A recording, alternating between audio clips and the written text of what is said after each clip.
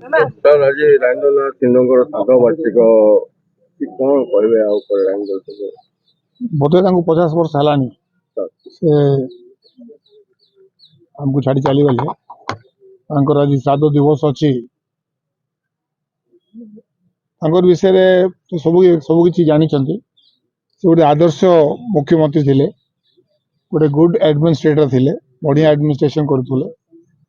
ଆପଣମାନେ ଜାଣିଥିବେ ତାଙ୍କର ସ୍କୁଲ କ୍ୟାରିୟରରେ ମେୟ କଲେଜରେ ସେ ଭାଇସରୟ ଗୋଲ୍ଡ ମେଡାଲ ପାଇଥିଲେ, ଜଣେ ପାଉଥିଲା ଭାରତରେ, ସେ ପାଇଥିଲେ। ଏବଂ ସେ ଗୋଲ୍ଡ ମେଡାଲକୁ ଯେତେବେଳେ ଚାଇନିଜ ୱାର ହେଲା ସେ ସମୟରେ ସେ ଦାନ କରିଦେଇଥିଲେ ଚାଇନିଜ ୱାର ଏଫର୍ଟରେ। ତାର ଛଡ଼ା ସେ ତାଙ୍କର is well known for is administration.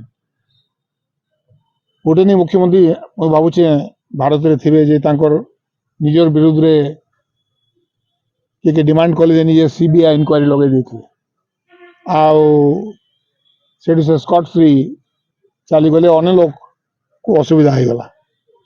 ତେଣୁ ବହୁତ କମ୍ କହୁଥିଲେ, ବଢ଼ିଆ ଆଡମିନିଷ୍ଟ୍ରେସନ ଥିଲା। ସ୍ପୋର୍ଟସରେ ସେ କ୍ରିକେଟ ଫୁଟବଲ ଉପରେ ବହୁତ ଇଣ୍ଟରେଷ୍ଟ ନେଉଥିଲେ ଏବଂ ସେ ଦେଖ ନିଜର ଟିମ୍ ଥିଲା, ଭଲ ଖେଳୁଥିଲେ, ଖେଳାଳିମାନଙ୍କୁ ହେଲ୍ପ କରୁଥିଲେ, ସାହାଯ୍ୟ କରୁଥିଲେ। ଏତେ ଲୋକକୁ ସେ ପଢ଼େଇଛନ୍ତି। ବେଳେବେଳେ ଆମେ ବୁଲାବୁଲି କରବାର ସମୟରେ ମିଟ୍ କରୁ, ସେମାନେ କହନ୍ ଯେ ଆଜ୍ଞା ଆପଣଙ୍କର ବାପା ଆମକୁ ପଢ଼େଇଥିଲେ, ଆମେ ଜାଣିବିନି, କାହାକୁ କହିବିନି, ସେ କିନ୍ତୁ ଯାହା ବି ସେ ହେଲ୍ପ କରୁଥିଲେ ସେ ତାଙ୍କର ପାଖରେ ରଖୁଥିଲେ। ତେଣୁ ଆଜି ତାଙ୍କର ଆଦର୍ଶକୁ ଆମେ ମନେ କରିବା କଥା, ତାଙ୍କର ପଦଚିହ୍ନରେ ଆମେ ଚାଲବାର କଥା।